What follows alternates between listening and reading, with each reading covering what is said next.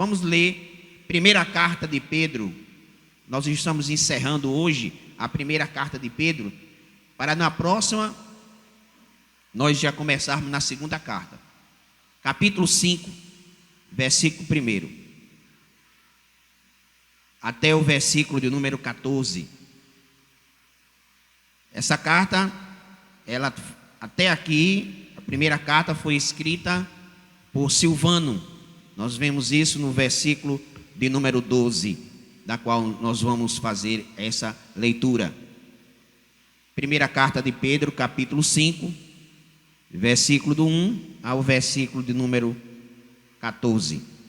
Louvado seja o nome do Senhor.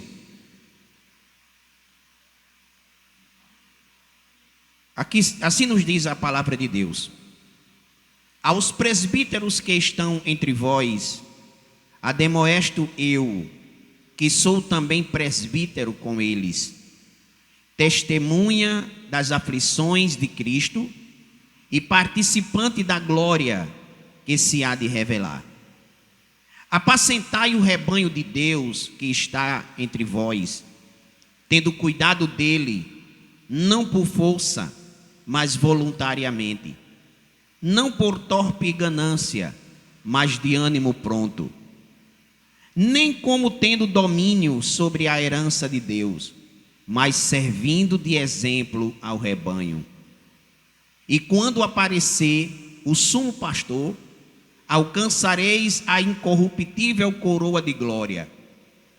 Semelhantemente, vós, jovens, sede sujeitos aos anciãos, e sede todos sujeitos uns aos outros, e revesti-vos de humildade, porque Deus resiste aos soberbos, mas dá graça aos humildes.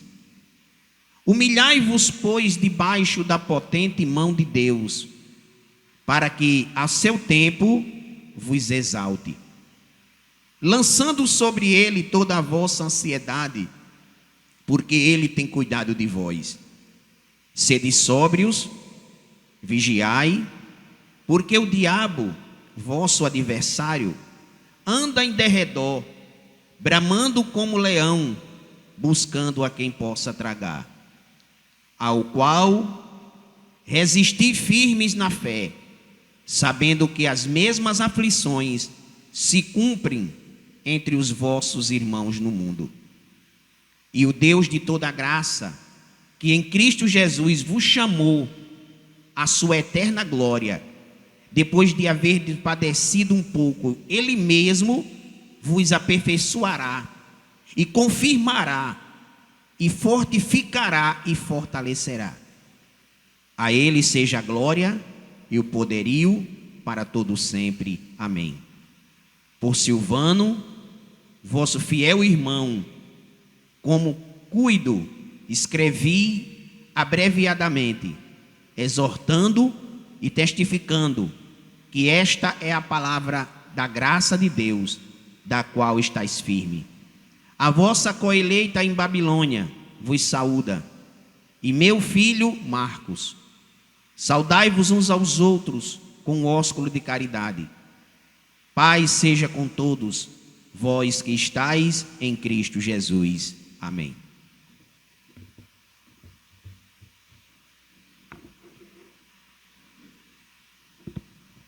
A primeira coisa que eu observo aqui, versículo de número 1, é que Pedro, para não deixar dúvida acerca da sua autoridade, não a autoridade que a igreja romana lhe dá, porque segundo a igreja católica, Pedro foi o primeiro papa, mas isso entra em contradição tanto na Bíblia como na história secular. Não se há registro algum que comprove essa ideia. O que existe são erros de interpretação bíblica que foram dadas de uma forma errônea.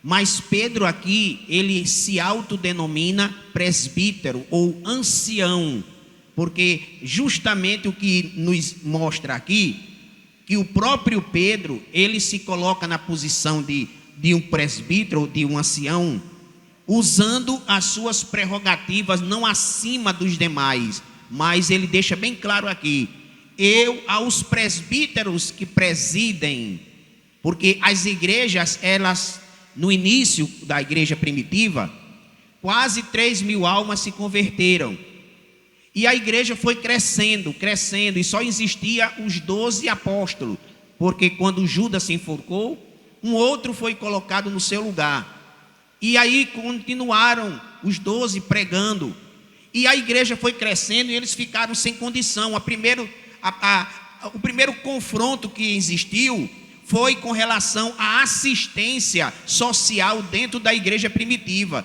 porque as irmãs viúvas, elas estavam ficando sem assistência, e os órfãos também. Então estava havendo esse desequilíbrio, e eles não podiam parar de pregar a palavra para poder cuidar da parte social. Então, pelo Espírito Santo, se reuniram, oraram, e o Espírito Santo deu a eles a direção de chamar homens para que pudesse auxiliar a obra social, que é aonde se institui o diaconato, né? Nós vemos isso aqui no livro de Atos dos Apóstolos, no capítulo de número 6, versículo 1, Atos dos Apóstolos, capítulo 6, versículo 1, que diz assim a palavra: ora, naqueles dias, crescendo o número dos discípulos, houve uma murmuração dos gregos contra os hebreus, porque as suas viúvas eram desprezadas no ministério cotidiano. E os 12, convocando a multidão dos discípulos, disseram: não é razoável que deixemos a palavra de Deus e sirvamos às mesas. Escolhei, pois, irmãos, dentre vós, 7 varões de boa reputação, cheios do Espírito Santo e de sabedoria, aos quais constituamos sobre esse importante negócio. Então, os diáconos começaram o seu trabalho justamente pela necessidade da expansão do ministério do reino de Deus. Então a igreja foi crescendo e foi se estabelecendo em diversos lugares, e o Espírito de Deus foi levantando para liderar presbíteros e anciãos para estar à frente dessas igrejas. E Pedro aqui manda nessa sua carta um alerta aos presbíteros, que como ele, que ele se autodenomina assim, presbítero, que como eu, que também sou presbítero com eles. Eu observei bem esse texto, quando eu li a palavra com eles, isso significa o quê? Que se Pedro fosse um papa, Pedro jamais se colocaria na posição de igualdade com os demais, porque ele seria uma autoridade eclesiástica acima dos demais. Mas a palavra está dizendo aqui que ele se coloca na posição de presbítero, não como um ser superior, mas como alguém que está ao lado dos demais, trabalhando na obra do Senhor.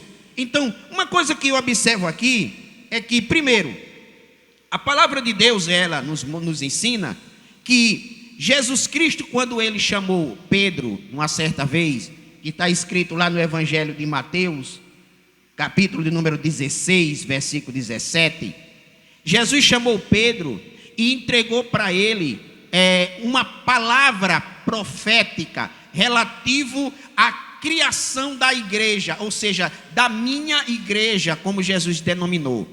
Então, esse texto de Mateus, capítulo 16, 17, diz assim: então Jesus lhe afirmou: bem-aventurado é você, Simão Barjonas, porque não foi a carne nem o sangue que te revelou, mas meu Pai que está no céu. Aí vem o versículo 18: também eu te digo que você é Pedro, e sobre esta pedra edificarei a minha igreja, e as portas do inferno não prevalecerão contra ela. Deixa esse versículo aí.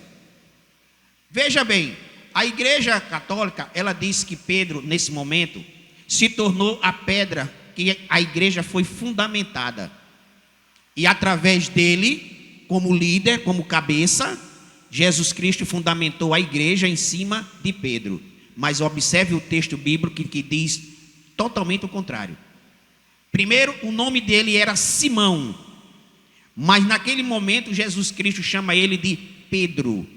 A palavra Pedro no grego quer dizer Petros ou fragmentos de pedra. Jesus, ele deixou isso bem claro.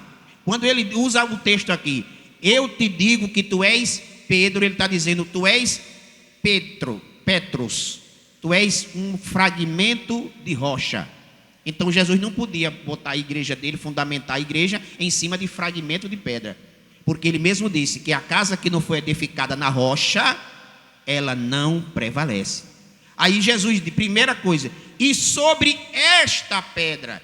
Se Jesus estivesse falando sobre Pedro, ele teria dito essa pedra, tu és Pedro, e sobre essa pedra, e apontaria para Pedro. Mas ele não usa a palavra essa, ele usa a palavra esta. Quando ele usa esta, ele está olhando para dentro dele, porque quando ele usa a palavra rocha, sobre esta pedra, a palavra pedra aqui quer dizer rocha, um lajeiro, é algo que tem realmente fundamento, raiz, que tem poder de sustentar o que for colocado em cima. Então, Jesus jamais entregou a Pedro aí, e jamais chamou Pedro de pedra, porque Pedro não era.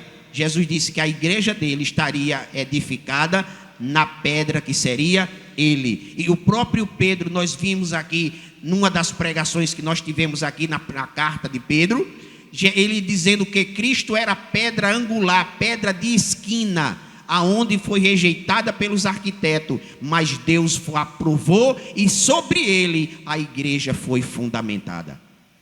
Porque se a igreja tivesse fundamentada em Pedro, já não estaria mais ninguém mais aqui não. Mas ela está fundamentada em Cristo Jesus. Ele é a rocha, ele é a pedra. Pedro era somente um fragmento de rocha, mas Cristo é a pedra fundamental onde a igreja está. E ele ainda diz mais: as portas do inferno não prevalecerão contra ela. Então Pedro, em canto nenhum, ele se autodenomina como a pedra. Em canto nenhum da Bíblia, Pedro se autodenomina como líder máximo da igreja. Em todas as reuniões, Pedro foi sempre colocado de igual para igual em relação aos 12. Pelo contrário, Paulo chamou Pedro num canto e o repreendeu duramente por algo que ele estava querendo que fosse colocado sobre os gentios. E isso fez com que Pedro voltasse atrás. E se Pedro fosse a autoridade máxima da igreja, como a igreja católica diz que o Papa ele é infalível, não erra, então Paulo estaria totalmente errado. Se Pedro fosse Papa, ele era infalível. Aquilo que ele dissesse era verdade absoluta, ninguém podia questionar. Mas por que Paulo questionou Pedro? Porque Pedro não era a autoridade máxima da igreja. O próprio Jesus Cristo diz assim: a ninguém chamais de Pai. A ninguém chamais de Pai, porque só existe um Pai, que é o Senhor dos céus. Então, quando Jesus se refere à liderança, a cabeça, ele só coloca-se à disposição em relação ao Pai e não ao homem. O homem não pode ser a cabeça da igreja. O homem não pode ser a base fundamental da igreja, porque o homem é mortal e é pecador. A igreja está fundamentada em Cristo e o cabeça da igreja é Cristo Jesus. Então, o que é que nós aprendemos aqui? Primeiro, que Pedro não era papa, Pedro era presbítero, ancião. Ele mesmo aqui, com as suas palavras, não deixa dúvida nenhuma para ninguém. Tem dúvida quem quiser. Outra coisa que ele coloca aqui: eu alerto aos demais presbíteros como eu, estou com eles e sou testemunha das aflições e participante da glória que se há de revelar. Então, duas coisas que eu observo aqui. Tem muito crente que está esperando Jesus voltar. Quem está esperando Jesus voltar, diga amém. Mas antes de Jesus voltar, você vai passar por tribulações, vai passar por aflição.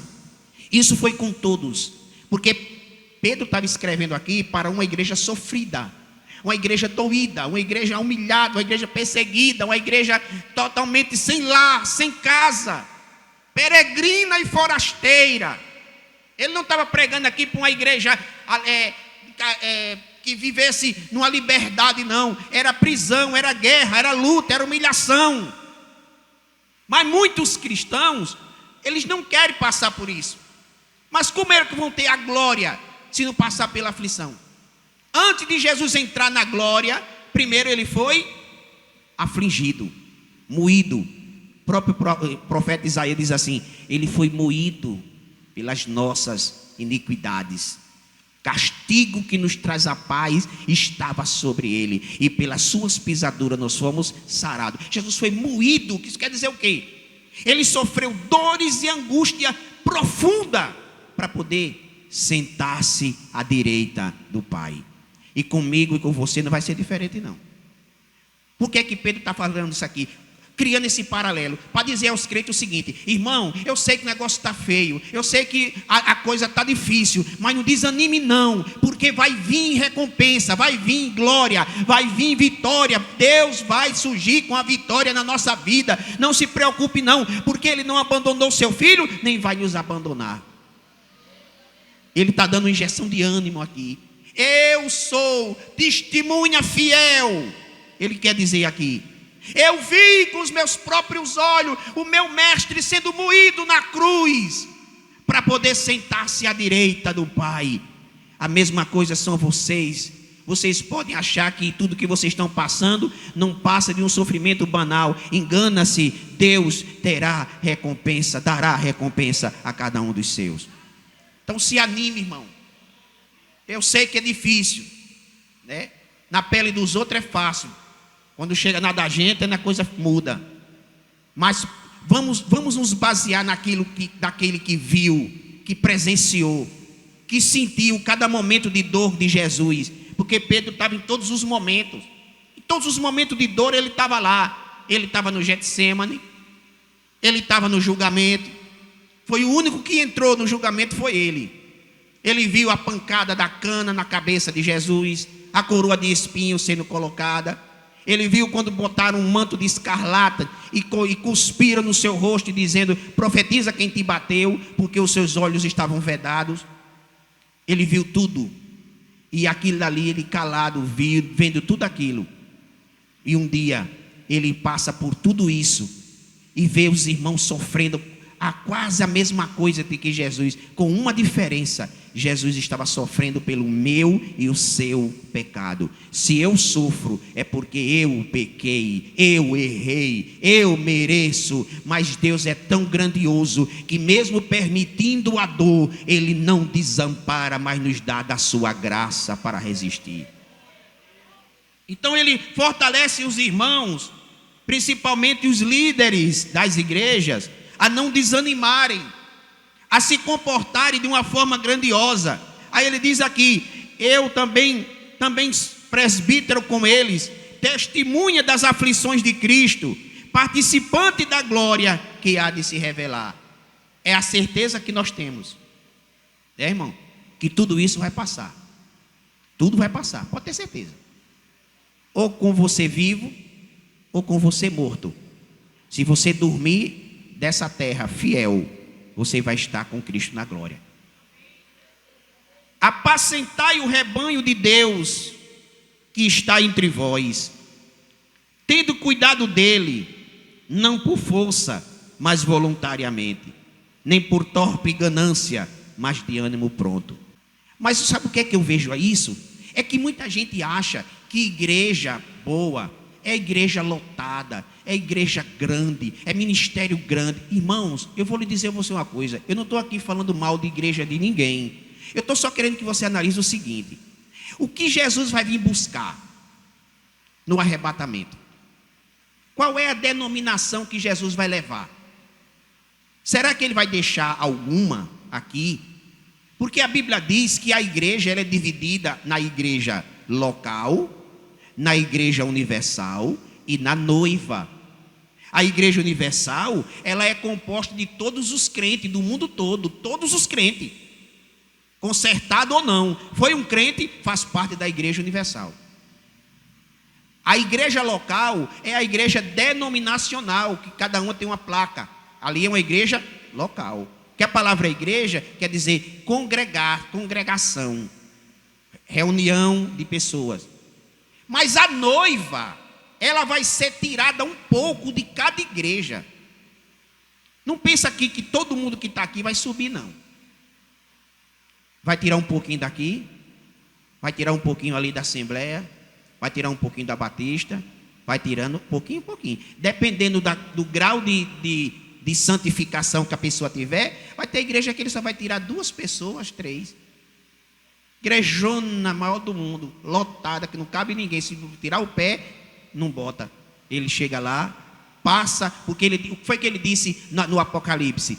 Eu sou aquele que ando no meio dos 7 catiçais. Os 7 catiçais eram as 7 igrejas.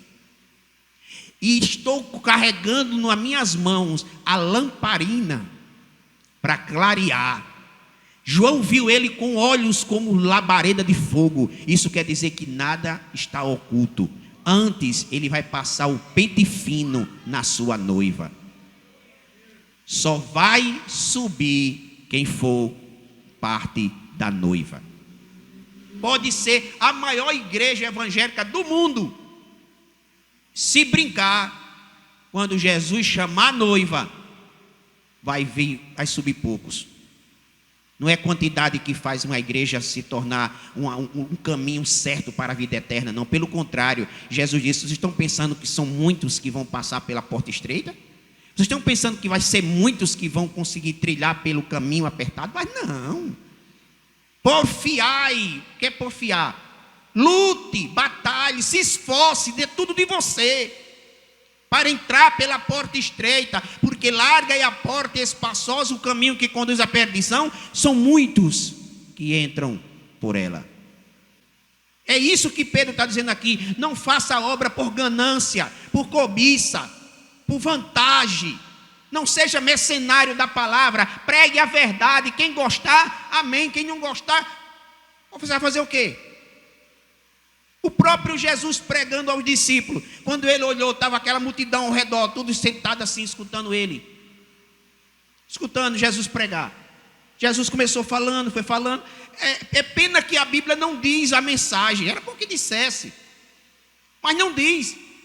Diz que em certo momento as pessoas foram saindo, e ficaram somente os 12. E quando Jesus olhou, disse: vocês não querem ir, não? Pedro disse: para onde nós vamos? Só tu tem palavra de vida eterna. Não tem por onde a gente correr, não, irmãos. Não é placa de igreja que vai levar você para o céu, não. É a obediência, é a santidade, é crer na verdade do Evangelho.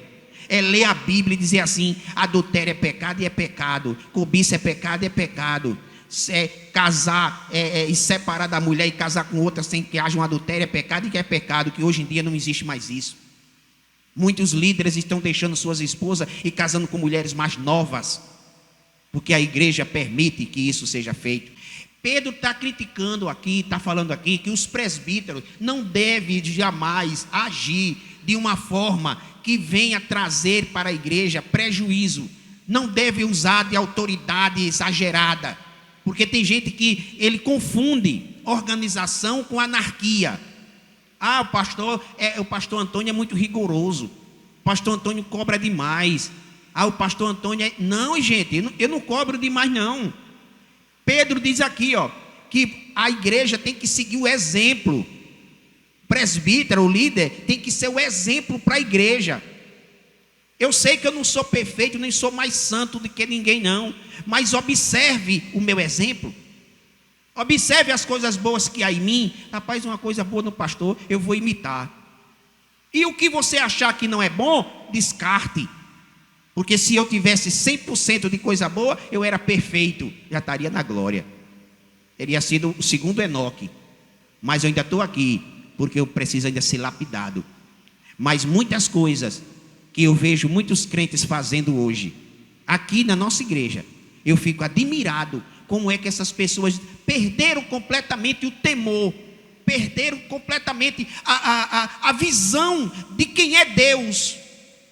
Qual é a prioridade na minha vida? Não sabe mais qual é a sua prioridade. Amém, irmão? É um perigo, igreja. Eu estou pregando em cima desse texto aqui, alertando a vocês. Alertando a vocês aqui. Está difícil, irmão. Está difícil. Se não houver um despertamento espiritual, Deus não vai poder operar de jeito nenhum. Aí alguém diz assim, mas o pastor quer fazer... Não, meu irmão. Tem que ter, meu irmão. Tem que ter respeito, tem que ter reverência, tem que ter empenho. Senão Deus não opera, Deus não abençoa. E a coisa fica ali, ó, aquele moído. O amor está esfriando. Tem gente que pensa que o amor esfriando é com relação a um irmão a outro. É não. É as coisas que Deus lhe entregou. Porque estar sentado no conjunto é honra. É honra. Privilégio. Grande você ter a oportunidade de ficar de pé e exaltar o nome do Senhor. A não ser que você não esteja fazendo para o Senhor. Aí é diferente.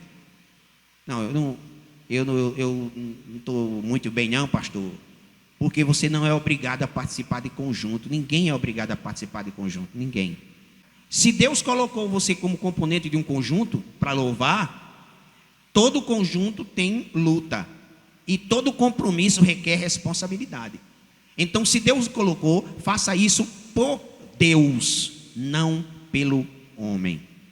Porque se você fizer pelo homem, não vai ter recompensa de nada. Mas se você fizer por Deus, você vai ter recompensa.